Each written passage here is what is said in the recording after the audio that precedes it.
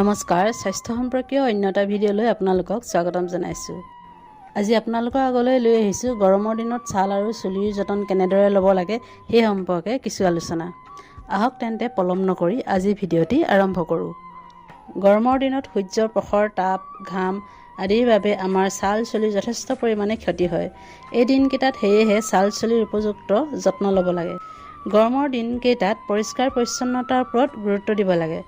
চাব যাতে চুলিৰ গুৰিবোৰ ঘামি তেলতীয়া হৈ নাথাকে। প্ৰয়োজন অনুসাৰে চুলিবোৰ আপোনালোকে শ্বেম্পু কৰিব, লগতে আপোনালোকে কণ্ডিশ্যনাৰো ব্যৱহাৰ কৰিব। যদি আপোনালোকৰ চুলি অতি শুকান হৈ পৰিছে তেনেহ'লে আপোনালোকে ছাল কুঁৱৰীৰ ৰস উলিয়াই আধা ঘণ্টামান চুলিত লগাই থ'ব আৰু চাব তেতিয়া আপোনালোকৰ চুলিকোছা সুন্দৰ মসৃণ হৈ পৰিব।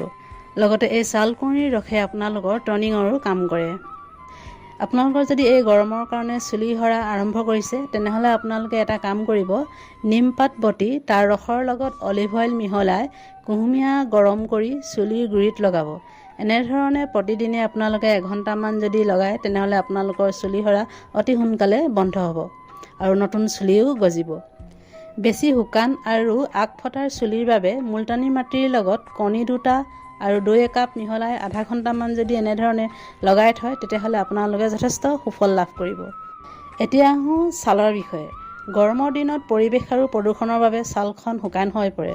আপুনি আপোনাৰ ছালখন ৰক্ষা কৰিবলৈ সময়মতে যত্ন ল'ব লাগে যাতে গৰমৰ দিনত ছালখন সুন্দৰ আৰু উজ্জ্বল কৰি ৰাখিব পাৰে।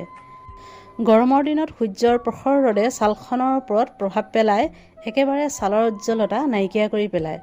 গৰমৰ দিনত আপুনি আপোনাৰ ছালখন কেনেকৈ ৰক্ষা কৰিব এই বিষয়ে আমি কেইটামান টিপছ জানো আহক। আপোনালোকে ছালৰ উজ্জ্বলতা বৃদ্ধি কৰিবৰ কাৰণে বেচন আৰু দৈ প্ৰয়োগ কৰিব পাৰে। বেচন আৰু দৈ দুয়োবিধ দ্ৰব্য ছালৰ বাবে খুব উপকাৰী হয়। এই দুয়োবিধতে থকা উপাদানে ছালৰ ৰং পৰিষ্কাৰ কৰি ছালখনক সুন্দৰ, কোমল আৰু উজ্জ্বল কৰি তোলাত সহায় কৰে। ৰ'দে ক'লা কৰি তোলা ছালৰ কোষবোৰ আঁতৰাই দিব পাৰে। সেয়েহে আপোনালোকে বেচন আৰু দৈ এটা ফেচ পেক বনাই মুখত লগাব পাৰে।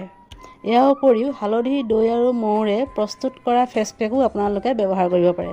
অতীজৰে পৰা ছালৰ বাবে হালধিৰ প্ৰয়োগ কৰা দেখিবলৈ পোৱা যায়। ছালৰ বিভিন্ন সমস্যাবোৰৰ কাৰণে হালধি অতি উপকাৰী। হালধিত এণ্টিঅক্সিডেণ্ট, এণ্টিবেক্টেৰিয়েল আৰু এণ্টিছেপ্টিক আদি থাকে, যিয়ে ছালৰ সমস্যা দূৰ কৰাত সহায় কৰে। ঠিক তেনেদৰে দৈয়ে ছালখনক মইশ্চাৰাইজাৰ কৰি ছালৰ আৰ্দ্ৰতা ৰক্ষা কৰাত সহায় কৰে আৰু মৌৱে ছালৰ কাৰণে প্ৰাকৃতিক মইশ্চাৰাইজাৰ কাম কৰে। গতিকে আপোনালোকে হালধি, দৈ আৰু মৌৰে প্ৰস্তুত কৰা ফেচ পেক যদি লগায় তেন্তে অতি সুফল লাভ কৰিব। চন্দন আৰু গোলাপ জলো আপোনালোকে ছালৰ কাৰণে প্ৰয়োগ কৰিব পাৰে। চন্দন ছালৰ কাৰণে বৰ উপকাৰী। খহটা ছালৰ পৰা ব্ৰণৰ সমস্যালৈকে ইয়াৰ প্ৰয়োগ অতি ফলপ্ৰসূ। বৰ্ধিত বয়সৰ চাপ মুখৰ পৰা আঁতৰ কৰাটো চন্দনে সহায় কৰে আৰু মুখখন মসৃণ কৰাৰ বাবে চন্দন ব্যৱহাৰ কৰাটো অতি ফলপ্ৰসূ। তাৰোপৰি গোলাপ জলে আপোনালোকৰ মুখখন সতেজ আৰু উজ্জ্বল কৰাত সহায় কৰে। গতিকে আপোনালোকে চন্দন আৰু গোলাপ জল আপোনালোকে এই গৰমৰ দিনত মুখত ব্যৱহাৰ কৰিব পাৰে। নেমু আৰু তিয়ঁহো ছালৰ কাৰণে খুব উপকাৰী। তিয়ঁহ আৰু নেমুৰ ৰসৰ আইচ কিউব মুখত যদি আপোনালোকে মাজে মাজে লগাই থাকে তেতিয়াহ'লে মুখৰ উজ্জ্বলতাৰ বঢ়াৰ লগে লগে হালমইনাও কমিব। তদুপৰি মুলতানী মাটি, গোলাপ জল, কমলাৰ শুকান বাকলি আদি গুড়ি কৰি আপোনালোকে মুখত লগাব পাৰে।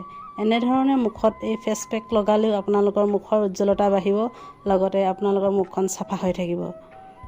গতিকে আপোনালোকে এই গৰমৰ দিনকেইটাত ছালখন অতি যত্ন ল'ব লাগিব। অকলে যত্ন লোৱাই নহয়, আপোনালোকে প্ৰচুৰ পৰিমাণে পানী খাব লাগিব আৰু ৰ'দৰ বাহিৰত ওলাই গ'লে আপোনালোকে ছাতি ব্যৱহাৰ কৰিব, লগতে আপোনালোকে ছানস্ক্ৰীন ব্যৱহাৰ কৰিব। এনেধৰণে যদি আপোনালোকে যত্ন লয় তেন্তে আপোনালোকৰ ছালখন নিশ্চয় সুন্দৰ, মসৃণ আৰু উজ্জ্বল হৈ পৰিব। আজিলৈ ভিডিঅ'টি ইমানতে সামৰণি মাৰিছোঁ। এনেধৰণৰ নতুন নতুন ভিডিঅ' পাই থাকিবলৈ আপোনালোকে চেনেলটি ছাবস্ক্ৰাইব কৰিব, লগতে আপোনালোকৰ বন্ধুবৰ্গলৈ শ্বেয়াৰ কৰিব। ধন্যবাদ।